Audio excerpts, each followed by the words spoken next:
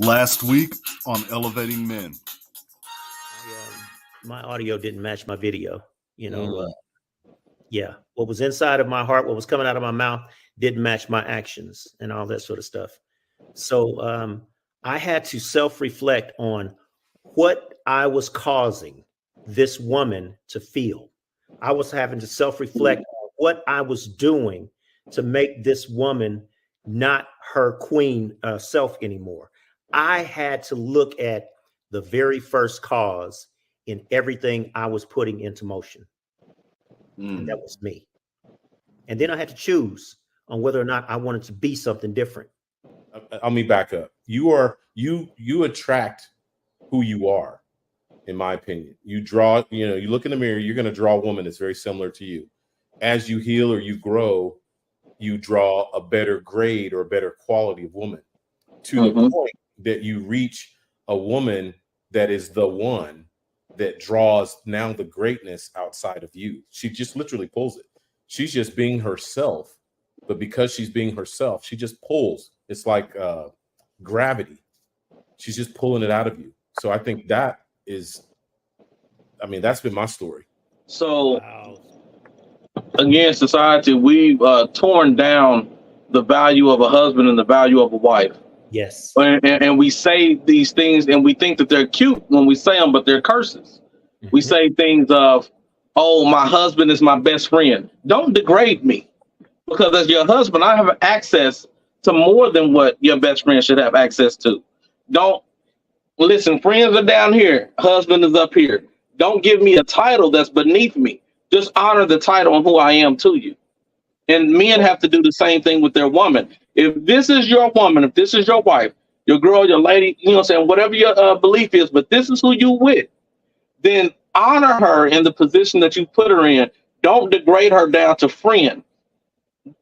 You just can't do it. You can't go along with the social norms just because it's easier to speak that language.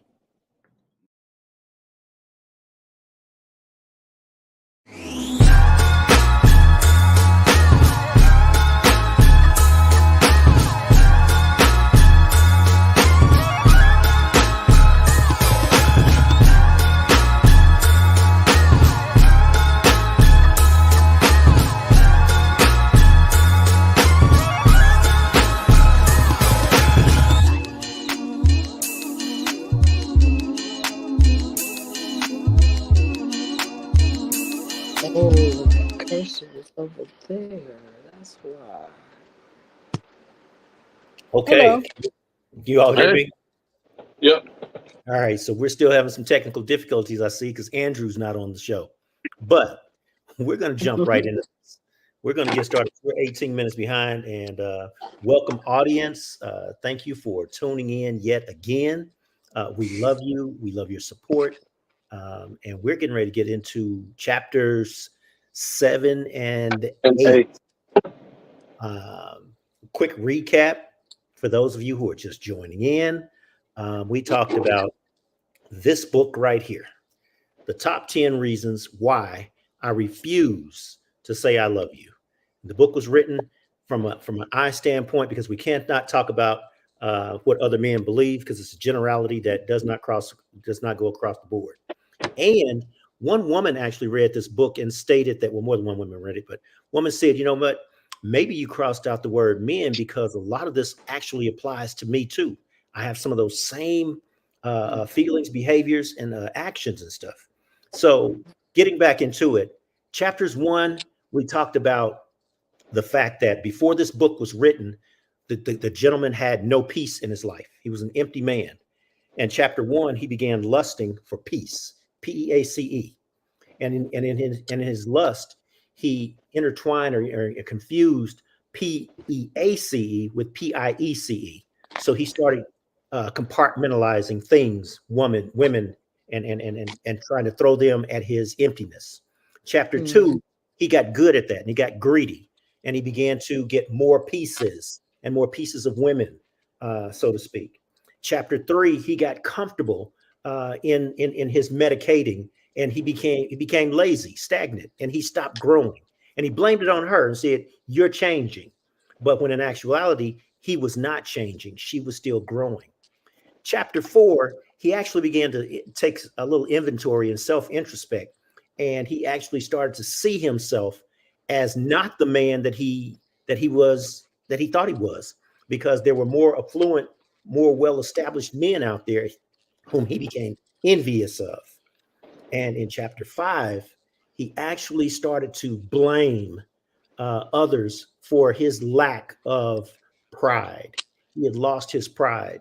It's like, I will not take responsibility. I will not stand up and be the man that I was charged to be. I'm going to blame that woman that you gave me. And that brings us up to chapter 6, when he was saying, this isn't even about you.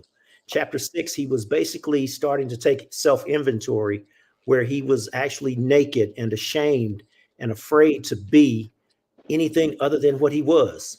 And that part right there is where we began, where he begins to start using motives to try and justify where he is.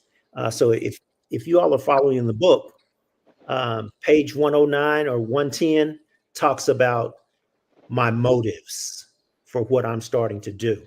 Now I'm going to stop right there. Go ahead, Andrew, because I was going to ask Nisi and Big Unc, what are your takes so far in the book? Chapters 1 through 5.5, getting ready to go into 6. What page did you just say turn to? 109, the very last sentence. 110 starts the finishes of the last sentence. Yeah. Okay. Can you guys hear me okay? Yes, we can hear you just fine. Okay, there we go. Yes. All right. Yes, sir. So any thoughts? Who started? Andrew's gonna start. No, you tell us. So what have you gathered so far from chapters 1 through 6? Wow, a lot of information. A lot of information.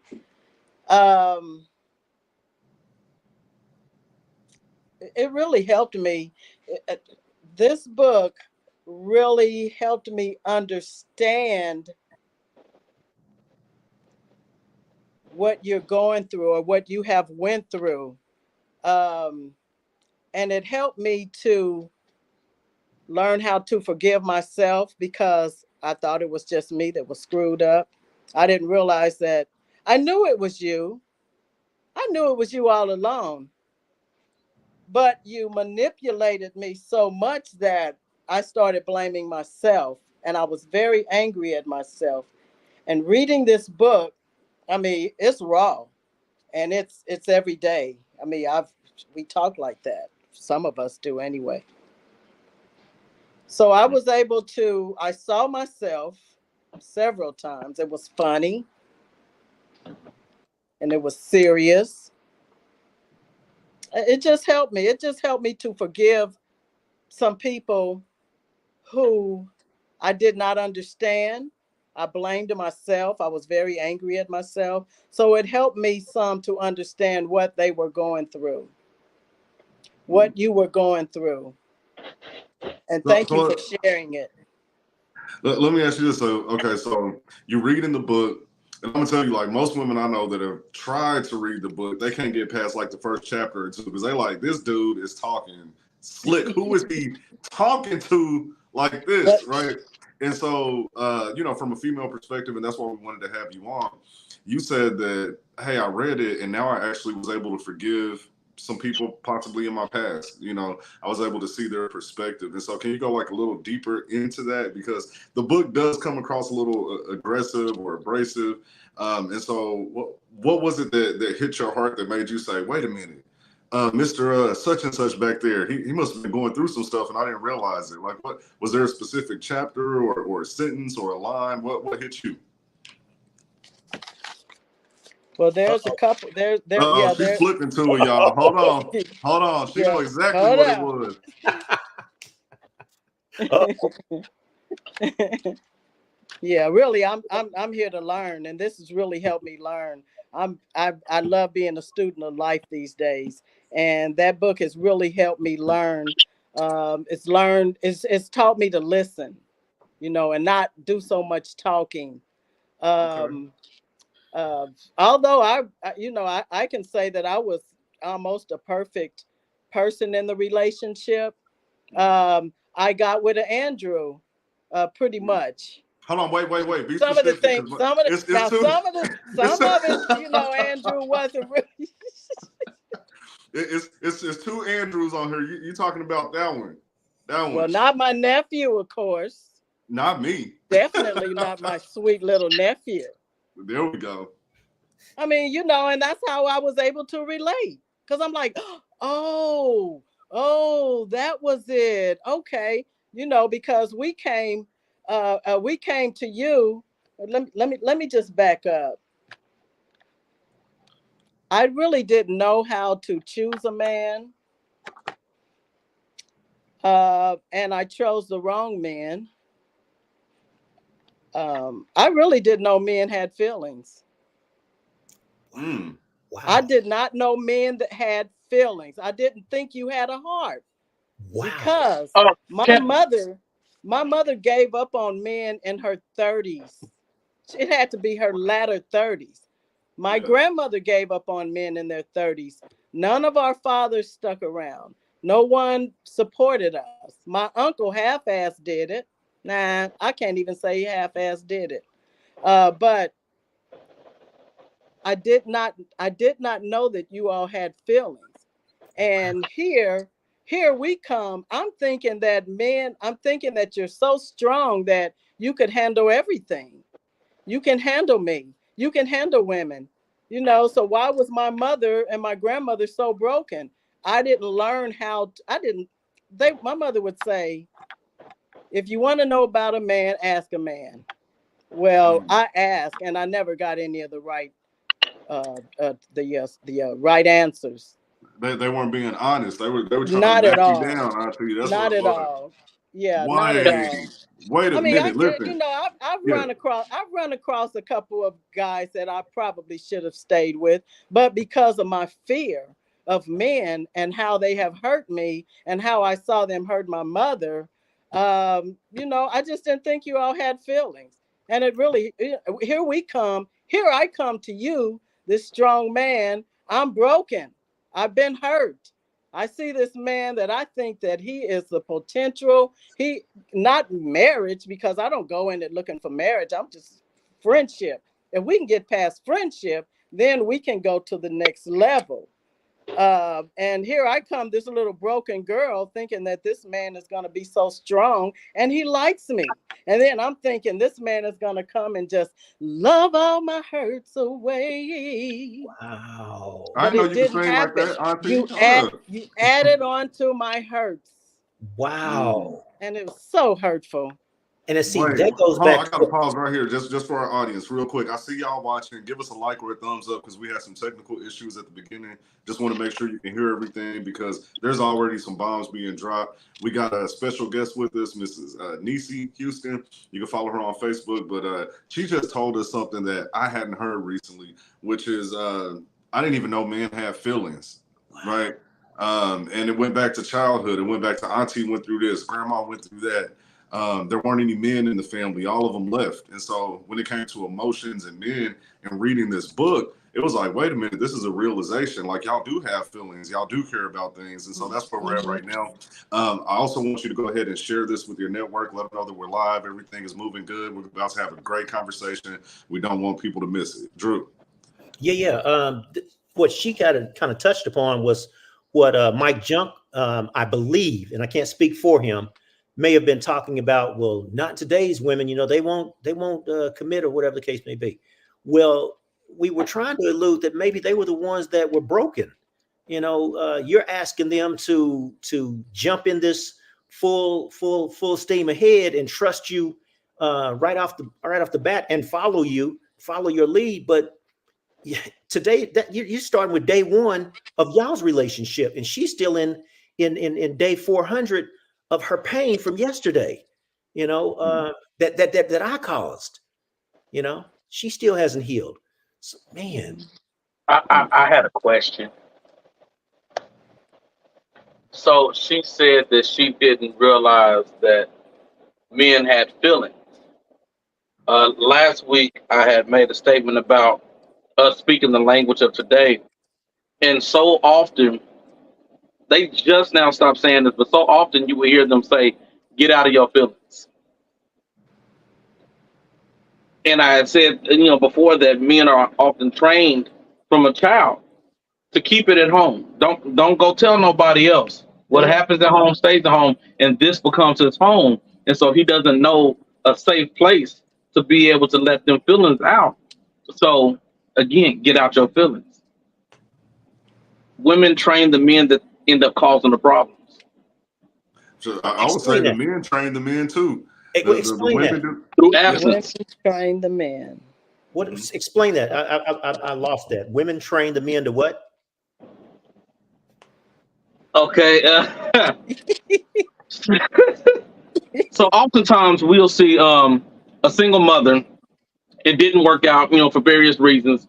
And this is just talking about one stereotype. Not all women, every woman, but not all women.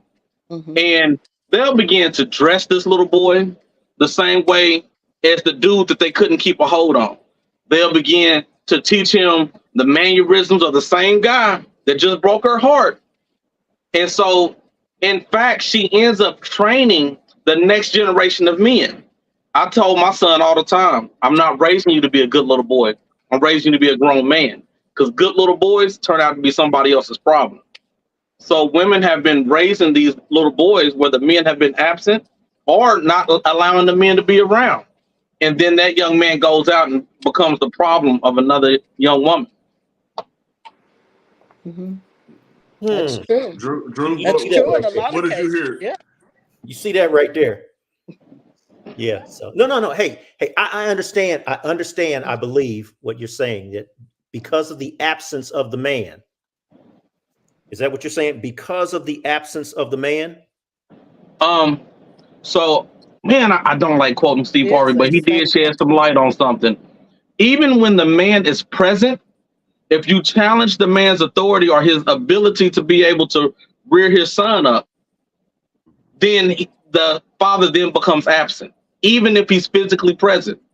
If he wants to go and discipline the child or teach him a lesson or talk to him in a way that's a little harsher than what the mother would, and then she says, "No, don't hit my son, don't do this, that, and the other," then you just made that father, although he's physically present, absent. So yeah, wait, I get that. I And get that's that. I absolutely understand that. selfish for women to do And that. I And really they think will that's, regret it. yeah, I really think that's a different conversation. Yeah. I really think that's a different conversation because, and the reason I think that's a different conversation because what we're talking about is men who have the responsibility of raising their seed that they put into life, and also before they put that seed into the fertile ground, that man has the responsibility of finding the right fertile ground. Okay, so this man, he has all this power, and if he goes out and he finds this domineering person that will outman him, that will shut him down, that has something to do with, I think, what Gary was saying. A person finds kind of who they are. They're attracted to kind of who they are.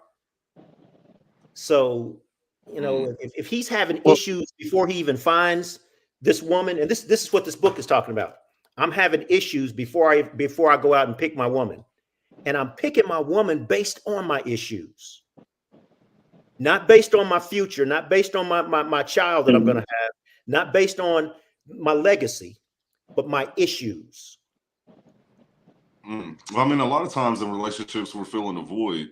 And so we're just trying to find somebody that can fill whatever our current void is, whether that's childhood pain, whether it's, we need some fun and excitement in our life. We're choosing based off of a void in a lot of cases. We're not really choosing based off of a plan or a future that we're trying to create.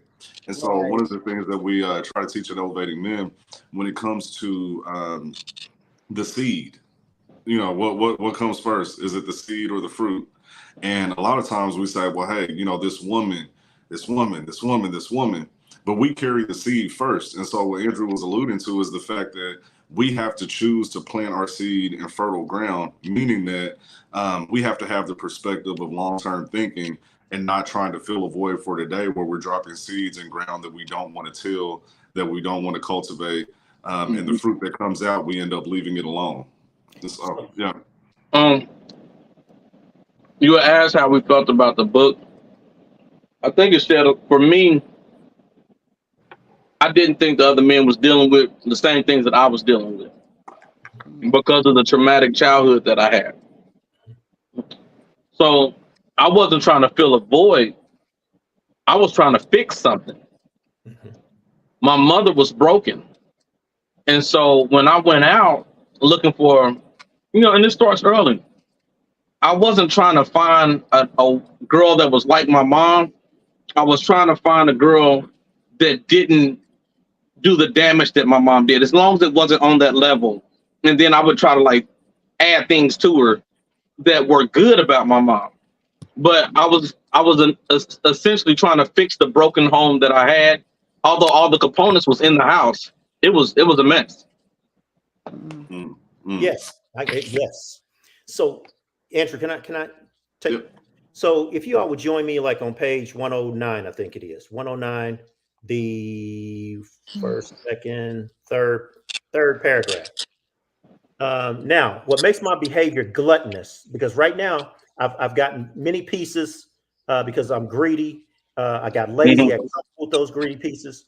I started envying other people. Now I'm a glutton for what I put into motion. But what makes my behavior gluttonous is the fact that I will do whatever I need to do in order to get not only what I want, but I'll go that extra mile to get whatever I don't want, and sometimes don't really want.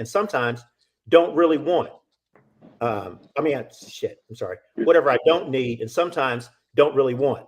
You see, I'll covet my neighbor's wife. I'll cover my.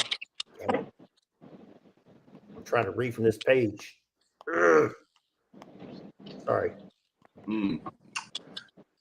What you're saying? Hold up, hey man, what's on that plate, bro? That's what I want to know. It's done too. I got this candy coated cornbread, fried turkey pork chop. It's a turkey cutlet, some cranberry sauce, green bean casserole. So who said men can't cook? Yeah, exactly. I got it better. Because he's throwing down over there. Sure He is is. throwing down. I had a long day. I apologize. I haven't got to eat since about 7 o'clock this morning. Hey, you're a hardworking man. But look, for those of you that are tuning in, we appreciate you being here. We're covering the book 10 Reasons Why Men Refuse to Say I Love You. This is our fourth segment on this particular book because there's so many things to unpack. If you are not caught up on the series, you can go to our YouTube channel at Elevating Men, catch up on the last 3 shows. You will not be disappointed. Today we're talking about chapters 7 and 8. 7, what's the title of that, Drew? I want to make sure I got it right. You need to man the fuck down. Down. Now, so just right before he said that, but if you guys are just tuning in, he was talking about the fact that sometimes women end up raising their men or their young boys to be a certain type of way based off their past experiences with men. And so can you tell the audience, like, what is that chapter about, like really specifically? So what that chapter is about is the man discovers that this woman is talking to him any kind of way. You need to not say that to my son. Where you going? What time you gonna be back? Where's the bank card? Because I don't want you spending all the money She's basically telling him what he is and what he is not going to do, because apparently he is not exhibiting the type of man that is supposed to be leading that house. So she is actually manning for him, and she's doing whatever she needs to do. She's telling him to go fix the leak in the faucet. He won't go do it. Next thing you know, she's carrying the plumber's tools, and she's going to fix stuff. But she's making stuff happen, and she's dogging him and downing him because he's not. And what he discovers is, damn it, you need to man the fuck down. You can't be just talking to me any kind of way. But what he's actually seeing is, damn, you're right. I am not doing those things. That's why you've become so loud and so vocal. Because in chapters 4, you was like, hey, dude, what's really going on with you? How come you done stopped leading me? In chapter 5, why are you blaming me? And in chapter 6, okay, I get that you got problems, but damn, somebody got to make this household work because you're not. Mm, mm. So my question to the ladies: have you ever been in a relationship where he was being the man at first, he was taking care of everything, you were able to stay within your feminine energy, and as he began to slack off, step back, whatever the case may be, you had to step up, right, and maybe step into more of your masculine energy to make sure that there was some kind of order within the household and within the relationship. Have you ever been in that position? If so, did you lose respect for that man? Right? Like, did you lose respect for him? It's like, man, look, I gotta tell this dude everything. Everything's falling apart. He ain't spending the money right. The bills is all overdue. I need to step up, and I'm sick of him. But you stayed. Like, so that's the question. So let me ask you, Auntie, have you ever been in that situation? 40 years ago. Talk to us 40 about years ago. 40 years ago. But yeah, I mentally detached. It was easy to leave. it. So. Did you notice the breakdown? Like, were there any key signs where it was like, wait a minute, like something ain't right? I'm not talking about to the point where everything was already falling apart and you knew, hey, it's time to leave. But leading up to that point, what were some of the telltale signs that maybe he just didn't have it all together and you needed to step into a role that you really didn't want to be in? Well, I was so young at that time, 40 years ago, but it all started with drinking a lot. Can't get up and go to work the next day, and those things like that. And you just, I mean, where's the money coming from? We have kids. What's happening? And little by little, each day, the more. And I today I understand that the liquor he was drinking a lot to cover up a lot. So his father had a family on the other side of town. They looked good. His children, they didn't. And he was angry. And he took it all out on me. I didn't understand it then, but I understand it now. And that's how I was able to forgive him years later. It took 30 something years for me to understand what he had went through. So, the understanding person that I am, I'm here to learn, and I needed to learn why this person was, why his behavior was just so off. And I hated him. I hated his guts. Wow. Look, you're not by yourself. The liquor got in the liquor. Oh yeah. I mean, he was violent. So he was so angry. Sorry. He was so angry. And I mean, it's okay now because he made his peace. He made his peace with the children. They understood him. When he died, they had a great relationship. My son had a great relationship with his father, and I was really proud of that. But I still hadn't forgiven him because I still needed to dig deeper to see where this was coming from. I noticed that I didn't care initially. And as you grow and as you evolve, you're learning, and you want to, people say forgive, you got to forgive. Oh, you got to forgive these people.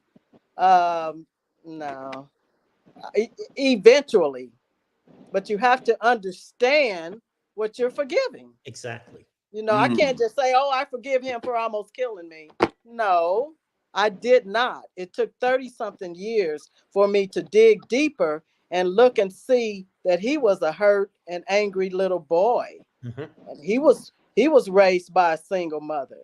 Mm-hmm. And she did the best she could, just like my mother did. And we were two broken people that got together and just end up having babies. And, and the relationship was terrible. And once he lost his job and he got another job and he lost the same job doing the same thing, drinking and not being able to get up and fighting all night and acting a fool, it was time to go. It was just not healthy for me anymore. Wow. And I knew it wasn't healthy for my children. So, we got away. And that was the best thing that I could have done. And I learned a lot. I had to dig deep, like the book. It gives you that in-depth look at your soul. know, your heart. And for you all that can't get past that first page, I say get past that first chapter. Or the first, what did you say? They can't get past the first chapter? It's wrong. Chapter. But I mean, you listen to people look at the housewives, there's all kind of stuff on TV. If you can't get past that first chapter, come on. You're missing something. So we got a couple comments here. I see you. First off, I commend your strength. Yes. And pushing through that and being where you are today. And so I definitely admire and respect that. Jessica Acosta, she said yes and yes. I lost all respect. For those of you that are just tuning in, where the question was, have you ever lost respect for a man in the midst of a relationship? Because at first he was doing what he needed to do, and at some point he started slacking off and you had to step into your masculine.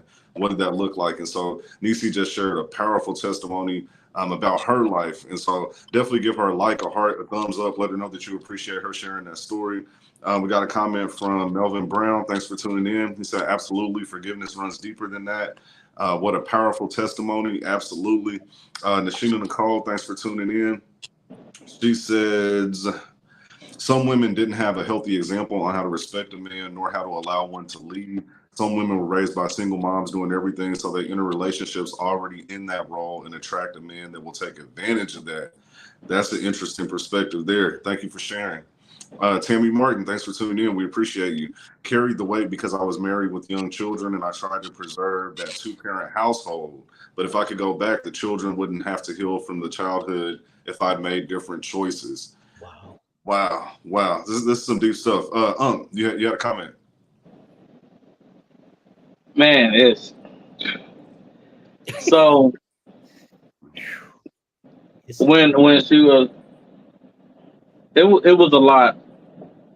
So the whole forgiveness that it took 30 years. I remember when I was going through my first divorce, I thought I was healed. I thought I was fine out of all these things that this woman had done to me and everything I had lost behind trying to find love.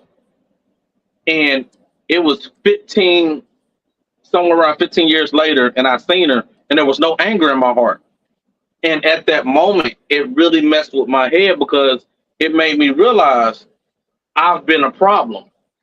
And I've damaged all these women throughout that 15-year span that I had came in contact with, that I had slept with, that I had tried to have relations with, all because of this. And now at this point, it becomes compound damage. Because you said, talking about hadn't seen a man respect a woman. In my upbringing, and Melvin can contest, in a way, I hadn't seen a man be respected. So I didn't know what that looked like or felt like until I got outside the house. And so I had the compound damage from my childhood with my mother. And then seeing how my dad was not received. And then when I went through things, and then I went to somebody else, and I ended up dumping off all this stuff on all these women. And by the time I realized I was healed, it was too late. I've damaged so many people. Wow. Appreciate the honesty. You had a comment, Drew? It's chapter 6. My phone had messed up, but it basically talks about when I first met you, or when I first saw you, and that was a take off of Roberta Flack's song, First Time I Saw Your Face. But when I first saw you, you either had this banging body, and that banging body was what was missing from my loins because I was lusting for a piece. Or when I first saw you, you had this cold ass car, and mine just so happened to be in the shop, and I didn't even have a steering wheel for it, even when it got out of the shop. Or you had this badass house, and I just so happened to be living in the basement of my next door neighbor's friend. And you had something that was not inside of me. And that was what I was actually looking for, not you. And so again, it goes back to that void that a lot of men are trying to fill. And so let me ask you, we got 3 men on the panel. We got a lady. I love it. How can a woman recognize when a man is looking to fill a void versus he has a plan and he's looking for the woman who actually fits the role that's needed to carry out that plan? Because those are 2 completely different men. I'm sure they show up differently in the relationship. And so if anybody want to take that, what does that actually look like? What was the question? Say, He's say the question rushing you again. for sex. Oh, hold on. All right, Niecy's got it. What is that? Rushing you for sex. Rushing you. Just rushing the relationship. Let's move. Let's Mm, hey. You know what? Let's do this thing. I don't even know you. Right. I don't right, know. right. Because this is something. So, like when we talk about the needing to fill a void, I read something recently that talked about men when it comes to suicide. And so, Elevating Men, we're all about men's mental health. So, I'm always trying to educate myself on what those things look like. They took a whole bunch of letters that men left after they unalived themselves. They analyzed the letters and they looked for key words, like common words in all these letters, hundreds of different letters, right? One of the main words that they saw repetitively was they felt like they were either unseen, undervalued, useless, or worthless. Those were the words that recurred. And so when we talk about men who come into relationships broken, they're looking to fill a void, they end up damaging good women. It's because they feel useless in some kind of way. And I've heard that over and over from each of us in our very own way, which is, hey, I didn't have a good childhood, or oh, my previous relationship, or, I'm looking to fill this void, or my mom treated me this way and I wish I would have had that. And so unless we come into a relationship whole and feeling useful as a man, meaning that we're working towards something, we've got a goal, we've got a plan, we're on track to something, we're really not ready for a relationship, and we can end up damaging good women because Yeah, of it. and do. Yeah, definitely. Mm. How do you know if they're trying to fill a void? I The think whole what needs, Russian, yeah, huh? okay. No, I agree The with whole what she Russian said. The sex. Russian, yeah. Mhm. It. Let's just be transparent. It's kind of a real thing Mhm. because it it's one thing if we both moving at an 8, then cool. You know what I'm saying? This is just our speed, our tempo. But if one of us is a 5 and the other one's an 8, if one of us is, what I'm saying, 8 could be cool for me, but then I meet a 10, I feel like she's moving too fast. But the thing is that the man is trying to lock you in. He's like, okay, I want to do this, but I know I don't have it. He'll have a plan.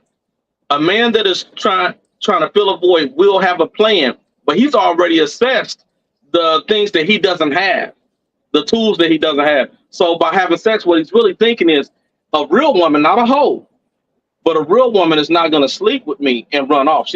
At that point, she's vested. She's committed. So now I can get those tools out of her that I need to fill this void that I'm lacking.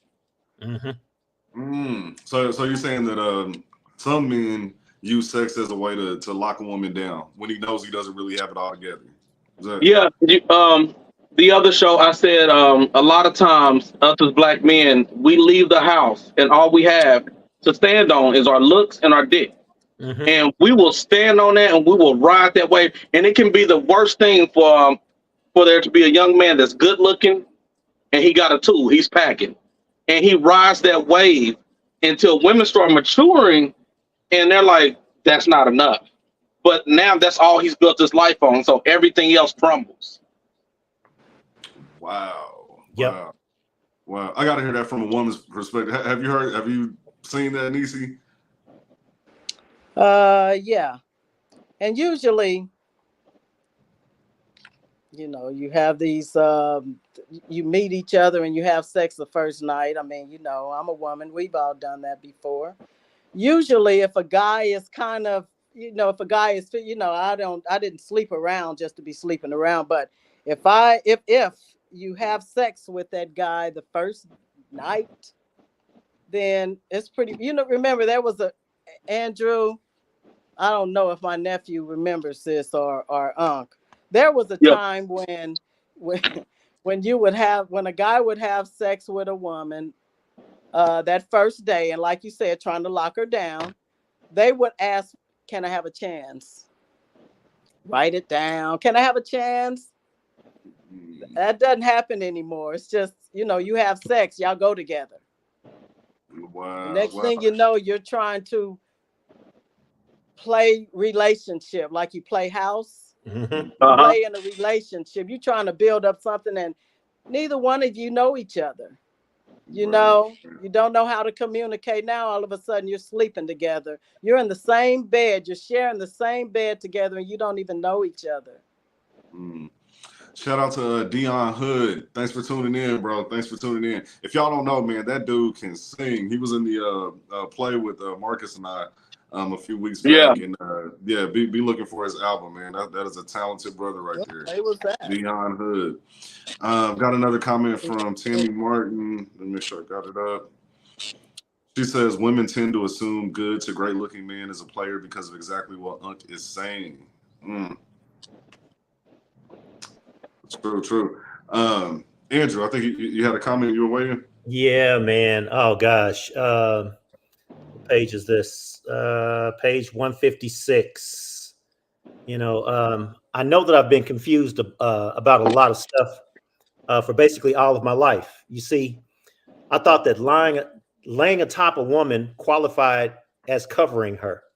Therefore, my goals included sharpening my skills at looking good, portraying a confident front, accumulating plenty of women, smelling good, staying well groomed, dancing good, playing sports, dressing nice, possessing the latest gadgets, phone, toys, and other expensive, meaningless crap, buying the most expensive tennis shoes every year, trying to win at everything, accumulating plenty of women again, having my every action praised to no end by you, hearing you sing my name out loud, hearing you sing my name out loud behind closed doors, hiding, internalizing,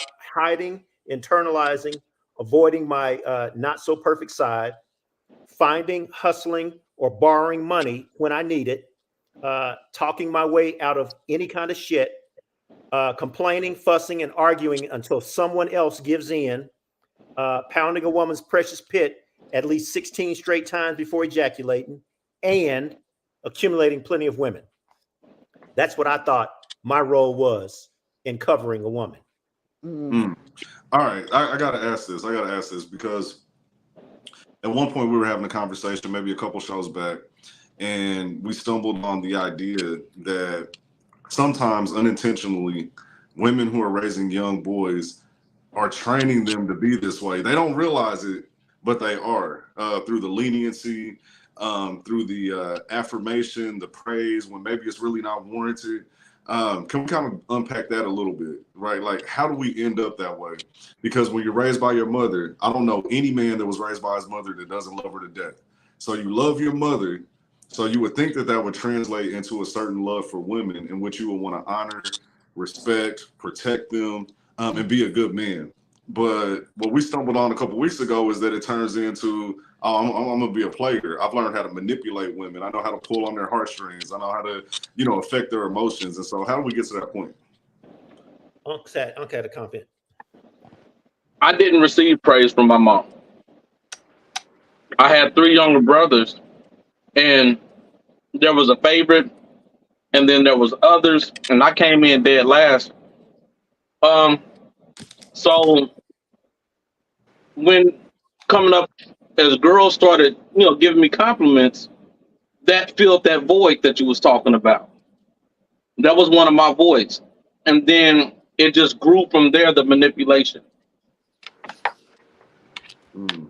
So somebody help me out with the word emotion, because when I hear the word emotion, I'm thinking that something I am feeling, whether it's a good emotion or a bad emotion, is something that I am feeling. And where women come into play, this is just my take. Chapter 2 talks about how women helped me begin to feel and understand my feelings, meaning men would punch me and try and chastise me and try and raise me and try and get me right, but that hurt, that felt pain-filled. Women, on the other hand, they would coddle me, they would praise me, they would comfort me, and that felt good. So my feelings actually began to teach me what I wanted most in life. Do I want these feelings or do I want these feelings? Because the feelings that I go through on a daily basis, which is being ridiculed from my my classmates, or bullied when I'm trying to come home, or misunderstood by whomever else. Those don't feel good. So I'm now in a spot where I'm looking to feel good. And women by nature are nurturers. They want to nurture my feelings. They want to make me feel good. So that is what makes me gluttonous. That is what drives me now, versus what I'm supposed to do, which is protect them, which is honor them, which is to everything about them. I am now the recipient, and I want that. And I want that. And damn it, I want that. I think it's because a lot of our homes are out of order. There's no balance. We have a lot of single parent households, and so we're leaning all the way to one side. And then when you think about the single mother, let's just like be real about it and unpack that. If you're a single mother, and especially if you're the sole provider, income wise, the man, you're at work, you still got to go buy clothes. You got to cook the dinner. The child's too young to cook for themselves. You have to groom them. You have to do all of these different things. And so when it comes down to, oh, now I got to yell and scream and fuss at you. And Got to watch my son sneaking out the house. And there all you that. go. I don't have the energy for all of that. I need help. Oh, but they do get a break when they get sick, right? Y'all get to take sick leave, right? Do we? Oh, you mean y'all, even when y'all get sick, y'all still got to do all this stuff? I didn't remember a sick day. Right. And so, so when you look at it, it's there's no balance there. Like, she doesn't have the space and or the energy. Her primary concern is, I have to take care of you. I got to keep food on the table. I got to keep you dressed and clothed well, and let alone getting you to activities and doing all these other things. I really don't have the time, the mental energy, the capacity, the heart to be a disciplinarian. I need the man around. Because I'm tired, and that's why a lot of kids are out here and they get away with a lot of things. I know my son did. I begged men to come and take my son. Please help me, because he was getting wild. And I was grateful for the ones that gave some encouraging words, but later on found out they were broken themselves. They're trying to help, but later on in life, he had a really good mentor. But you're tired. It's like, I can't do. By the time I get off work, cook dinner, get everything together, make sure everything's okay, then Rodney, what did you do? Or, I'm tired now. That's why we have to be out the house. He's sneaking out the house. Right. That's why we have to be really, really careful as men when we just throw the blanket statement that women raising boys are what's ruining society. Exactly. Because we think that that child support check, if we're even paying it, hey, that's enough. That's enough, ain't it? Hey, I'm a good dad. I pay my child support.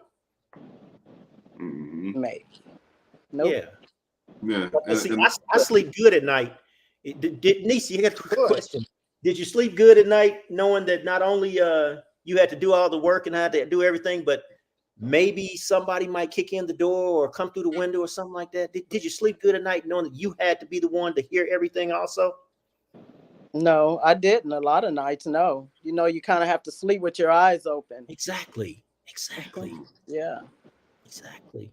I would have my door open. My son would sneak in when I did doze off and close my door.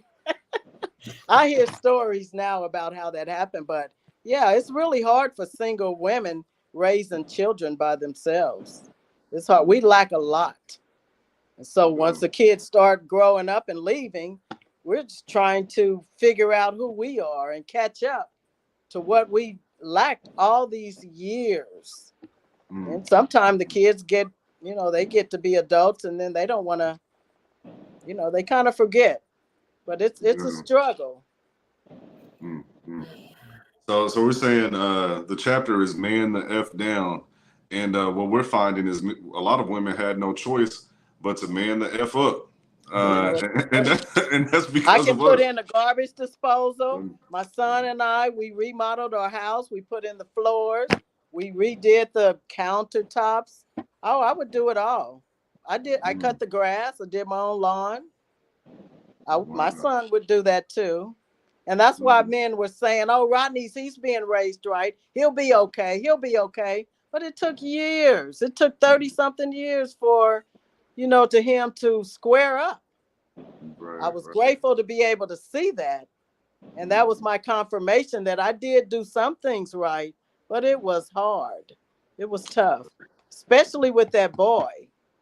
Oh Now, yeah. the girls, Tasha, my oldest, I mean, she was doing her little thing, but she squared up at 13. My son, he just, he had the girls. He didn't have any children. He was very responsible in that area. And he would tell my grandson to make sure that you strap up. Don't have kids everywhere. So he was Yeah. very smart in that aspect. But yeah, he gave me some problems. But I was just grateful that I saw him square up and stand up and take care of. He didn't have any children, but the women that he would date always had children, and I mean these children loved him, and he gave what he didn't have. Mhm. He gave those children what he didn't have, and they really supported him, even at his services. The kids were there crying, and the mothers, and he squared up. He was a good guy. So Page 158 talks about it now, after I've subconsciously abandoned the responsibilities associated with the position of head of the family. I have the audacity to tell you the man to fuck down, when in essence I need to man the fuck up. mm, And it talks about, I don't know if the readers are picking up on the theme of the book, but the first chapter was lust, the second chapter was greed, next one was sloth, the next one was envy, the next one was pride, the next one was gluttony, and then the next one after that is vainglory. All of these things, these 7 deadly sins plus a few more that are actually attributing to my thinking that I'm actually loving, and all I'm doing is just going through a myriad of feelings and emotions that are causing me to, abandon my manhood. Mhm. Yeah, So and I see. Go ahead. so vanity, the root word of vanity is vain. Vain means useless. Um, and we spoke towards that, and that's also talking about that void. But also, if a woman has to, as in the book, start telling me everything that I'm not doing that I should be doing, we got to back all the way up. She's telling me to do the same things that I would have to do if I was living by myself or being by myself. Um, I see the comment where she's saying that men are able to go after what feels good versus what looks good. I mean, what's required. That's back to when he was talking about the pieces, where we're trying to get a bunch of pieces to make ourselves feel good versus actually having peace. But for me, and I digress after this. For me, when she was speaking about how they put in the garbage disposal, they remodeled the house, they did this, they did that. It wasn't that my dad wasn't willing to, but my mom's presence was so much louder than his that that became something that I desired. And my dad had to tell me later. He said, "We taught you how to sew, how to cook, how to clean, how to start to work on houses, this, that, and the other. But and you're doing all these things, but what have you left for your woman to do? And now you're complaining that she's not doing anything. It's not masculine energy. It's just that fortitude that I'm going to get it done." Good, good. I wanted to touch on that comment when? too, Brienne. Oh, What's taking you so long? I mean, Brienne Ford, thank you for tuning in. She said women are raising boys because men are able to do what feels good and what not what's required. And man, that's a conversation we really need to start having with our young men. I believe that, as a woman carries a child over that 9-month period, there's a special attachment that's created there. But we also have the societal reinforcement that says her baby, it's her baby, it's her baby, it's her baby. But where did it start? And so as we're having the sex conversation with our young boys, yeah, protection is a part of that conversation. Wrap it up, make sure you choose wisely, etc. But why aren't we teaching our boys that life actually is inside of you to begin with? Like the life force is inside of the young man. And so if we can begin to teach that early and help them understand the power that he actually possesses, that she can't get pregnant without you, and the kid that's developed from that was in you first, Well, they're so- always going to look at it that way. Yeah. So I've been pushing that. I said it as a joke, didn't realize it was revelation that God gave me, which was that I gave birth first. I carried this seed. It was my job to protect this seed from the wrong ground. Just about anybody was willing to receive the seed, but it was my job to protect it. When I finally choose the ground, it is my job to take care of the ground. I didn't fully get this until my son going through puberty. He's 12 now. And I started exampling it in front of him when his little dick started jumping up in the mornings and stuff. You know, the first thing he said to me was, I want to learn how to control it without touching it. That meant a lot, but it was because I finally had started exampling in front of him that, hey, we are responsible for that seed. We give birth first, and then the woman delivers. Women don't want to hear that, but it's the truth. I give birth in you, and then you deliver it into this realm. And I'm wondering, do men understand that? And do they accept the power that they actually have? Meaning life, No. life goes on. You know, Father, forgive them for they know not what they do. Father, forgive them for they know not who they do. Father, forgive them for they don't care after they've done it. But That's good. goes on. And if they actually realize that I am putting this into motion, maybe I should care about the motion that I'm placing, the path that I'm putting this life onto. Well, I mean, it's the conditioning. What do they tell young men? Hey, sow your oats. Exactly. The visual of sow your oats is you just throw it out there and keep walking. And then you grab another handful and you throw it out there and keep walking. We don't have any conversation about cultivating. We don't have any conversation about raising, growing, none of that. And so, yeah, They want to teach. That way. They want to teach everything in the Bible, but the good stuff, the stuff that's actually there that pertains to us.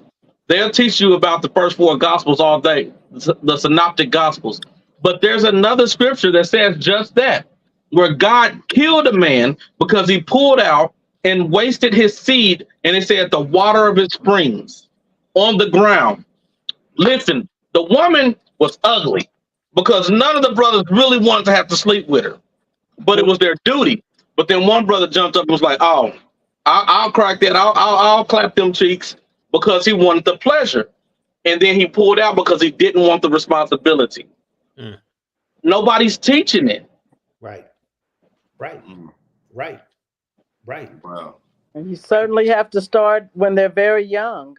And yeah, this is chapter 7. You know, I'm still not a man. The first 3 chapters are talking about my physical pain and how I'm manifesting this physical pain. So that means I'm putting my pain inside of you. 4, 5, and 6 talk about how my mental pain is starting to kick in because nothing is changing from me getting rid of my physical pain inside of you. Now I'm starting to feel guilty and ashamed, and I'm starting to look at myself, and I'm actually not feeling too prideful. And 7, 8, and 9 actually start to question my character, my manhood, my soul. Meaning, am I really this bad? Am I even worthy of, man? Oh gosh, you know. So mind, body, and soul in this book, the man is messed up. The man is messed up. He's trying to find himself, which is why he cannot love. Love is the last thing that's coming out of him. So Tammy Martin, she said, told my son from an early age that I would never allow him to not care for a child he created, and he's still childless. There's one thing that we used to talk about on Elevating Men quite a bit is the age that we have children. It's my personal belief that most men are not ready to have a child, and I had them before that. But in hindsight, about 30 years old is when it finally clicks for a lot of us. I mean, it really does. And so when you have a man who's making babies at 18, 19, 20, even up to 25, a lot of times he really doesn't understand the responsibility that he's created. And I believe it's because he hasn't seen a man take that responsibility. He's only seen the woman do it. So he's completely disconnected from what he's created. Completely disconnected. Brienne Ford, and we've lost the value of legacy. The Bible is full of genealogy because where you come from matters. Our last names used to be a reflection of us. So before men cared more about their offspring, because their children are a direct reflection of their value and accomplishments, men who don't value their legacy will walk out on their families, leaving women to raise boys. Exactly. Look, she ain't on the mic, but find the mic and drop it. She was on it. Yes. So my father did not know. So my last name is Evans, and that's not our family name. My father did not know that his father had been around him his whole life until like a week before his mother passed. Wow. And later on, I started putting all the conversations together because he would talk to us a lot. That's where I get it from. And he would say things like, I didn't have a father, so I'm doing my best to try to figure out the example that you need. And it clicks later that this is the real reason why you were silent. Yeah, you was hurt, and he had dealt with that hurt, but he never had a blueprint. He didn't know what it looked like. He didn't know what he was supposed to be doing. And so when my mom would become so boisterous, but she had all these examples. And so he would just kind of go back into his shell and say, well, the one thing I know I can do is provide. I know I can discipline. I know I can just show them how to be honest and be, virtually like a good man. But as far as like all the other little things, the little day-to-day things, her voice was so loud and he never had the example. So he fell back because for our family, the whole legacy thing has been broken. Wow. Wow. Example, what a man is what comes out of a man. If I only do what I know, and I only know what I trust and believe, and how does that say? What I see becomes what I know. What I know becomes what I believe, and what I believe is confirmed by what I see. You can't give what you don't have. Exactly. I've always struggled with that thought, just for a different perspective. I've always felt like it kind of ties back to the golden rule, which is like doing to others as you would have them doing to you. And so as a man who didn't have my biological father like directly in the home with me, and we were disconnected for a very long time. As a father, what I've tried to do, and I failed many, many times over, is just be what I wanted. So I remember those times as a young man. It's like, man, I wish I had my dad to do this. I wish I had my father to do that. Just trying to be what I wish I had, if that makes sense. But again, you don't know what you don't know, and so it's a tall order. It's a tall order. I want to pivot real quick because we only got one more week to go through this book, and so there's 10 chapters. We're at chapter 7. Just really quick, tell us about chapter 8. We'll have a quick conversation, and then we're about at our time. So what's chapter 8 about? So chapter 8, again, we're getting into this man who is now deeply torn, and he doesn't have a reason to be a man. So he's like, it starts out, here comes another year, another new year. And if something doesn't change, nothing's gonna change. Or better yet, if some shit don't change, then some shit is gonna change. I guarantee it this year. And the thing is he can't figure this out because chapter 8 is saying, I need a reason to be the man that I'm supposed to be. Because right now, I am suffering from what is called acedia. And acedia is that the way that I defined it or found it in the dictionary, it's different than a regular sloth. It's a spiritual sloth, meaning I am spiritually lazy.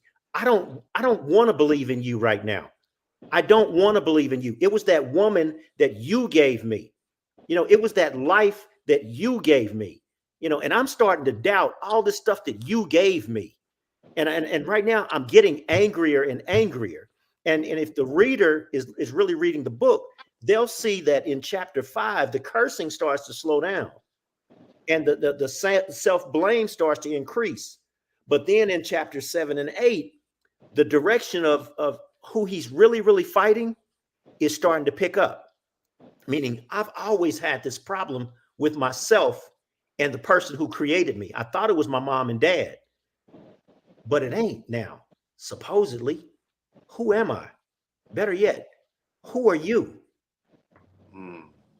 So is this the point where he's the unanswered prayers, the delayed prayers, I'm trying to change, I want to be better, I've fallen from grace in the eyes of my woman, I want to be the man, I don't know how to be the man, you created me, you put me in the situation where I didn't have a father in the home, I've asked for guidance, I've asked for the right words to say, the right things to do, and you've left me hanging. So now he's angry with God. Am I getting that right? Yes. Now he's angry with God. I mean, I'm tired of doing unto others as others would, as I would have them doing to me, because they're not doing unto me. They're just doing me. And that's making me want to do others, because I'm kind of confused. How come you can't come down on earth like you did way back in when? How come you just can't just part the sea so I can see? I got my eyes open. I'm looking for you. Show me like you showed them. Were they that much better than me? Wow. Marcus, I got to go to you on that. You're a man of the cloth, a man who has felt that God has left him completely hanging, left him alone, hasn't given him any answers, and now he's failing in life and he's angry with God. What's your take on that? I didn't. My hardest confliction with that, because you hit that wall several times. You hit that wall and you'll lean on it, and after a while you'll realize that that's the thing that's holding you up, is that you feel that God has failed you, and so it kind of becomes your identity because you hit it so many times. The greatest time I hit it was my last divorce, and I had to get away from everything that the church had taught me, and I had to actually learn God and know God for myself. Not for what my mother taught me, not for what my father had taught me. And in doing that, I started to find out who he actually had created me to be. Not who I was striving to be, but who he created me to be. God gives you all the answers and the tools before the problem ever arises, but we don't see it. Samson slayed all those people after turning his back on God and being like, oh, I'm such a man. And then he said, I'm going to die from thirst. And God simply told him, once he repented, why don't you look inside the jawbone? The same tool that you just slayed everybody with. If you humble yourself, the answer is already there. And he looked inside and he saw water and he was able to drink it and replenish himself. But it was me getting away from everything that I thought I knew about God and every mechanism that had taught me about God. And then God was able to show me who I really was. Love Yes, it. on page 170, it starts out, at this point in my life is when I feel hopeless. I feel 100 times worse than sorry for myself. I actually feel angry with myself. I justify my anger-filled outbursts by saying some really dumb shit like, I'm sick and tired of being the nice guy. Nice guys always finish last. I go on with myself, with my pity-filled justifying by saying, fuck it. I want to get what I want sometimes. I want to win too. I'm angry. Before we started, I started to talk to you about me and anger. And I was saying that my anger didn't line up with the chart because I had an incident where I had to fight my uncle, stabbed him, and I get sentenced to anger management. So I finally got a counselor after all these years. Finally get a counselor.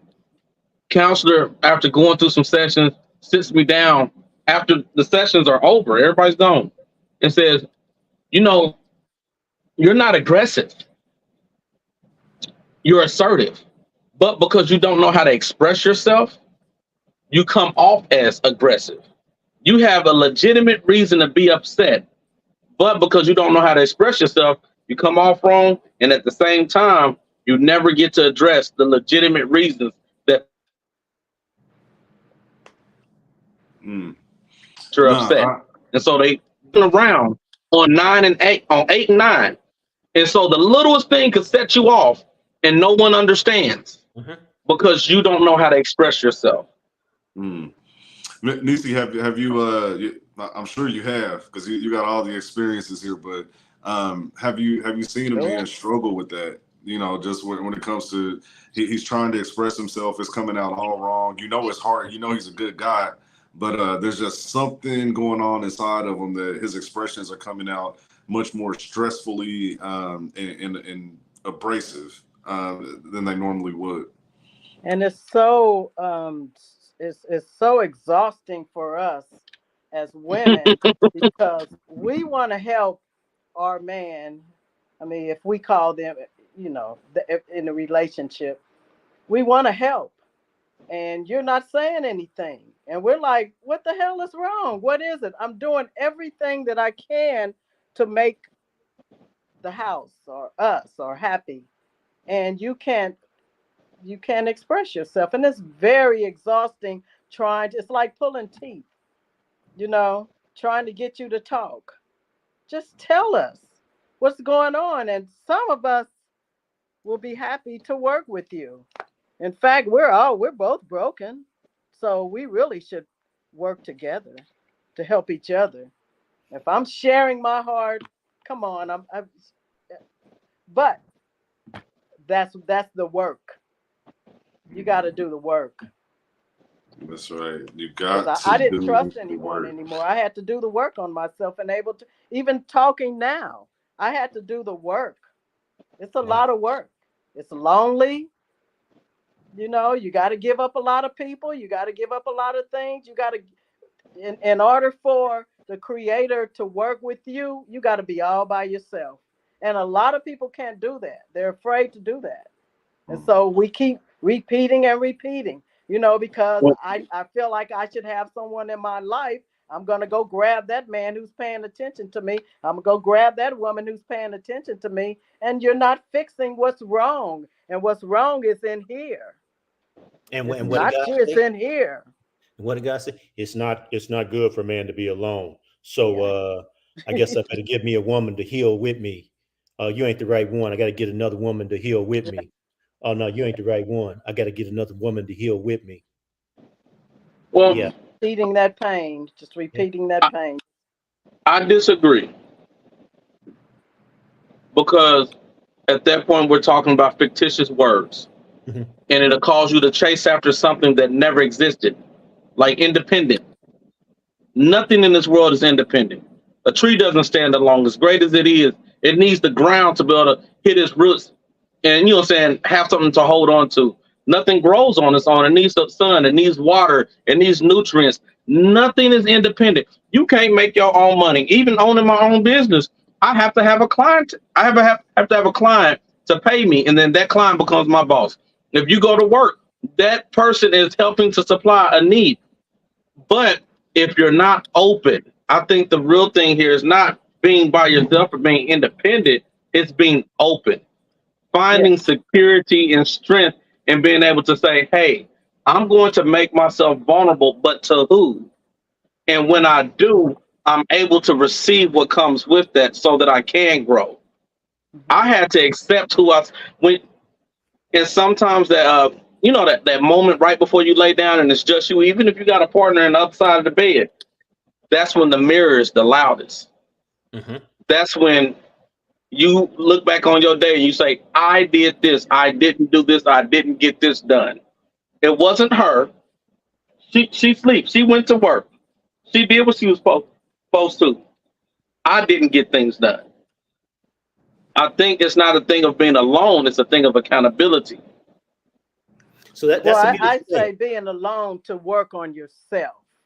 So You have to that's being alone to work on yourself, not necessarily, you know, I can't have people around me. You do, but then there's a certain place that you have to put yourself in if you want to heal, if you want to work on yourself, the inside of you, you know, so regardless if you get up and go to work or what, you still have to deal with you. And that's work in itself. And a lot of people are afraid to deal with themselves. And see, for the writer, and when I say the writer was actually telling stories of a couple of different men, not just himself.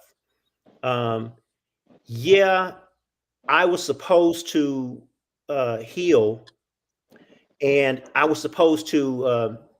I forgot the words you used, Big On, because I followed him. I agree with you, but my confusion, like I said in chapter 1, I confused PEAC, just being at peace with the people that are around me, with the pieces that were missing inside of me. So when she hugged me, saying, "Oh, it's gonna be okay," my dick got hard, and I got a little bit more confused. I said, "Okay, we got to stop this." Okay, and from that point, it became borderline playful. We got to stop this. And then I started to follow through with, okay, the next 5 times is like, okay, well, yeah, you can spend a night, but hey, I just, but my dick was already in the way. It was already in the way. Yeah. You say that your dick was in the way. I had a mom that used to tell me I was going to be a hoe when I was 12. She told me I was going to have my first child by the time I was 16. I was 29 when I had my first child. It took years for me to realize I thought I was chasing after some pussy. And it wasn't that. I would be most offended, or I would feel the worst thing would be when she left. If the girl didn't spend the night, and I would try to play it off like I didn't want to deal with myself. I didn't want to deal with the hurt. So I would try to play it off and be like, oh, I'm trying to smash all night. That's what I'm trying to do. I'm trying to get that in the morning. No, it was really the companionship that I lacked, and it left a void that I was trying to fill. But as a man, I couldn't tell nobody that. So all I could do was try to keep my bed filled. And that's what I thought. And so that's what I did. Yep. My question would be, because as you're reading this book, a lot of men that do get their hands on this book, they're already in the relationship. Do you throw the woman in the trash so you can go work on yourself? Or do you do as an ex-wife told me? She said, "Marcus, I just need you to be honest enough to tell me why you was attracted to her, so I will know how to pray and I will know how to help you." I had to tell her to stop wearing cheap weave, but that's another situation. I had to be willing to say, this is what attracted me and this is why. But a lot of men won't do that. Even if it is that your girl keep wearing the cheap weave that's hanging on the wall instead of buying the expensive weave, it's like an $82 difference. I get it. And like you said, if she's a single mother, she ain't got time to be spending $100 and some $9 on one piece. So so you can get some peace. That analogy, do you throw your woman in the trash so you can go and heal? For chapter 7, it was actually saying, do I take myself out of the trash so that I can actually start doing the work that I'm supposed to be doing? But men don't leave quiet like that. Yeah. But that was just for me, Yeah, So are you I hurting her? always Are try you to make sure she knew it was her fault. Yeah. I mean, if you stay, are you damaging her? If you're damaging her, leave her alone. Don't continue to hurt her. But if you feel like, hey, she cares about me, all she's waiting for me to do is change and open up. That's all she's waiting for. If that's the case, then go ahead. But if you're just hurting her and bruising her and bringing her down and, all the other things that will kill her and stress her out, then leave her alone. Exactly. It's better. Does she really want that though? I recently had a woman, and she said, "Hey, there's some things we need to work on, this, that, and the other." She felt like she was in the way. I said, "You know what? We do need to get separate places. We need to stop supporting each other." And I finally agreed with her. When I did that, and I made sure she was good, I excelled. She's still falling. I genuinely opened up to do the work. shared everything that was going on. That was, hey, this is what I got to fix about me. And she was not ready for the journey she said she was ready for. That's the way it is. And a lot of men deal with that. Man, Yeah, listen. everyone can't go where you go. Nah. True. Some people, you have to mature to go places, to go higher. Yeah. You got to give up some stuff to go a little higher. I mean, it's okay. We're adults. Talk about it. Yeah. Have that conversation. Most men are afraid that if they open up and be that vulnerable, if they admit that they're in the trash, they're like, hey, I'm a trash dude right now, but I desire to be great, or I desire to be the man you need, that he's going to lose the one thing that is good to him because he's realizing that he's not even good to himself. Look, listen. All right. Okay, so we're at our I hate this. Well, just leave the good ones alone. Just leave us good ones alone until you're ready. If you can't handle, if you're intimidated, if you're all jealous and all that, go work on yourself and then come.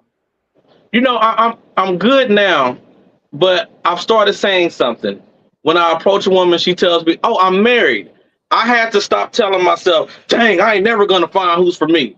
No, the reality is, hey, Marcus, your picker is dead on.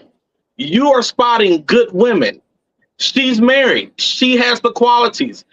It doesn't mean that you're not going to find what's for you. You're just now starting to identify the type of woman that you really need to be with versus the type of woman you can play with.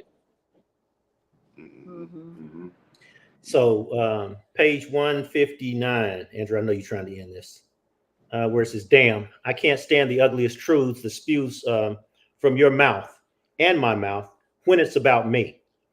You, on the other hand, unfortunately, all I seem to ever shower you with are daily doses of my ugly 80%.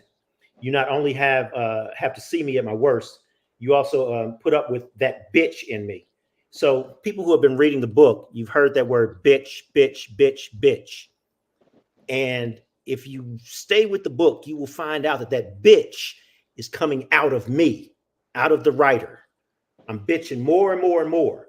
So you got to put up with that bitch in me. And yes, it's very obvious that I don't like that bitchy side of me. You don't deserve this type of treatment from me. Now I see exactly why you don't and won't hold me in reverence. I apologize. I apologize for dumping all of my shit onto and into you. I apologize for always blaming you for my faults, problems, and shortcomings. I apologize for asking and demanding that you share equally with me all that you've worked hard for and that which I have not earned.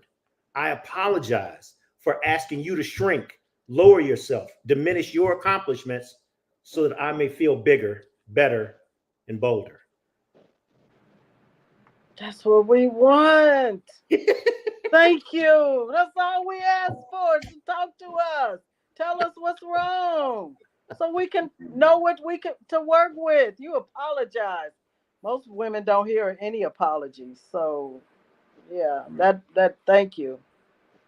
If a woman has accomplished said amount of things under her name, when she gets married, she has, and we don't even talk about this, she has the challenge of saying, I love this man and I want to take his last name. But if I do, now I got to pay all this money and I got to go back to all these institutions and get them to reassign all my accomplishments and degrees under a new name. And some of them I may not be able to do that, so it would mean that I lose that. You admitting who you are and admitting that she's great, as a man, we also have to realize this woman has done all this work by herself before me. I need to come where she's at so that she doesn't have to lose her name in order to be with me. I love it. I love it. Yep. So we just want something to work with where we can understand. We really, yeah. And we are so hard to understand, aren't we? I get it. You just don't talk. You know, Man. you don't share your thoughts with us. What are you thinking, honey? Tell us. Well, What's the here's the matter? thing. That's what we Remember, say. What's I'm the not thinking matter? You anything. I'm okay? watching the game. exactly. Well, Here's that's the thing. cool.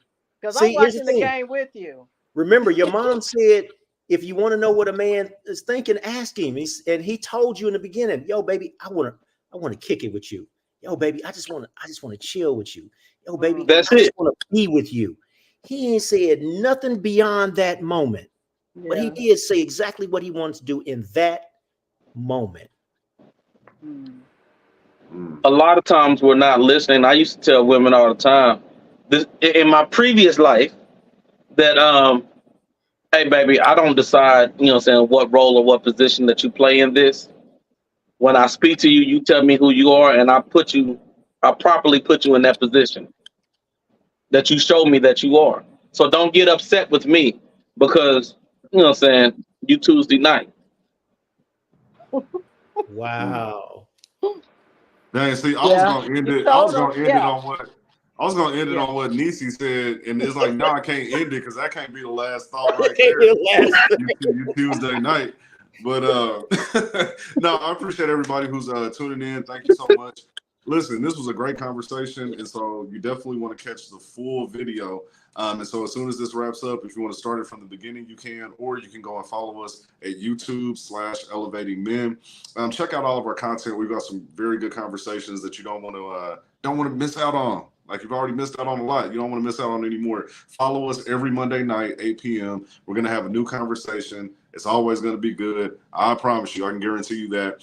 This whole series, this is the 4th in the series. And so, again, youtube.com/Elevating Men. You can catch up on everything that you missed. You can also go to our Facebook page at Elevating Men. And this isn't the only show that we do. So this is what we do on Monday night, Sunday mornings from 9 a.m. to 9:30 p.m. We have 9:30 a.m. We have motivational moments with LaRon Barnes. He's our motivational speaker and life coach. So we talk about how to get your week started off right and how to excel in anything that you want to do. In addition to that, we have a couple events coming up. And so on September 14th, we have our monthly Man Cave prayer breakfast. Be looking for the flyer on that. And at the end of September, September 28th, we have our mental health town hall. It's going to be a huge event at the Mohart Multipurpose Center, 3200 Wayne, where we're going to bring in mental health advocates, mental health professionals, as well as government officials so we can talk about the mental health crisis in Kansas City. The general public is welcome to come. It's 100% free of charge. We're going to open up the RSVP page for that next week. And so be on the lookout for that. But outside of that, we appreciate each and every one of you. Keep sharing, keep liking, keep hearting. All those things keep us going. We appreciate you so much. And before we go, we got to honor Miss Nisi. Thank you for coming on. Thank you for coming on, sharing a Thank you female for having me. perspective. This was fun. But This was fun. I used to be so shy. I can't believe see, you grow. You grow. It's just conversation. We're learning each other. I appreciate being here. Thank you. Thank you so much. And you're welcome to come back anytime. So if you see a conversation we're having, you're like, hey, nephew, put me in the game. I got you. Fellas, did you have any last words or final thoughts? Anything you want to put out there?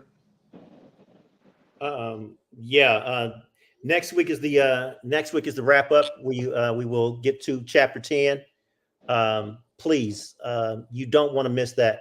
I believe it kind of brings everything into fruition. I believe that too. Big listen, man, you are such a humble guy. And so I'm gonna brag on you for a quick second. I believe in giving people their flowers.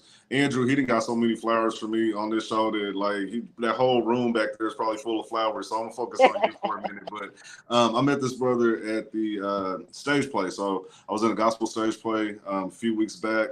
And when I tell you, like, this brother here is very consistent.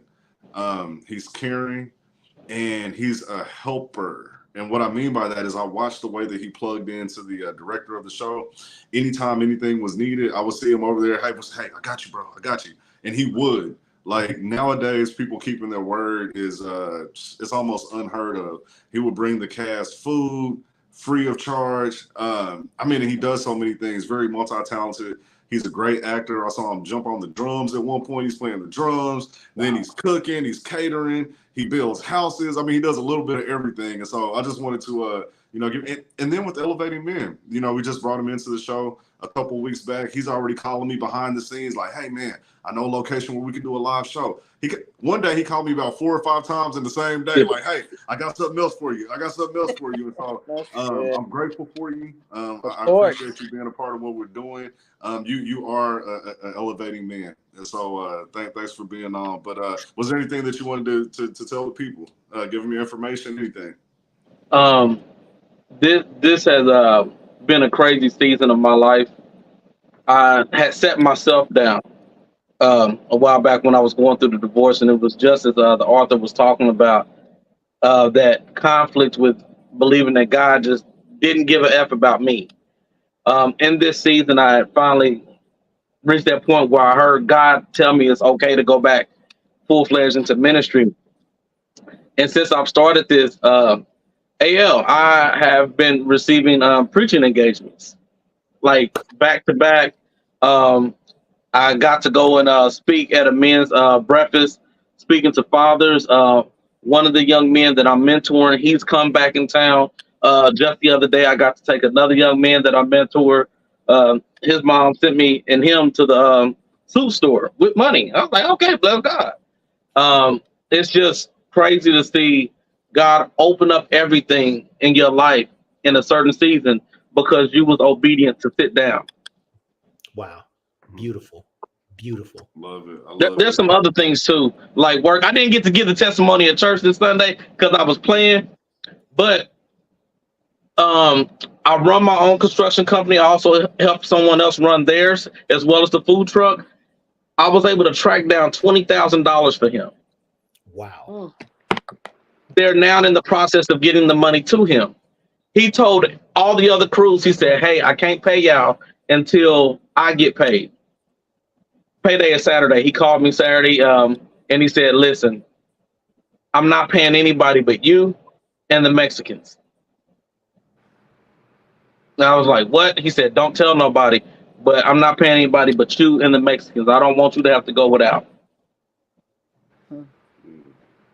Wow. Man, that's something, man. That's something. Well, like I said, man, I just want you to know from the heart, I appreciate you, and telling you behind the scenes is one thing, but I want the world to know that, that Big Unc Marcus is the man. He is the man. And so if you have any needs as it relates to construction, catering, you need an actor, you need a preacher, and whatever else, he probably does it. He got some skills I probably don't even know about, but reach out to Big Unc. How can they get in contact with you? How can they find you? They can just track me down through my Facebook. I don't know if it's safe to give my number out on here. You know, I have some exes that may not be delivered yet. No, what's your Facebook page? What's your Facebook page? Man, this dude, hold on. The way he laughing, I think he need to be in witness protection or something. Maybe we need to get off here real quick. Let me get you off here. We're going to have you wear a mask next time you come on. Yeah, we need to blur the face out. Blur the face out or something. Yeah. They're going to identify me by the belly, though. My Facebook is Re-Embodied Mind of Mine. Came up with that when I was going through the divorce, and if you look up the definitions of the words, it simply means that my situation doesn't get to determine my mindset. Love it. Love it. Well, everybody, we will see you back next week. We appreciate you so much. Until next time, next Monday, 8 p.m. See you there. That was good. That was fun.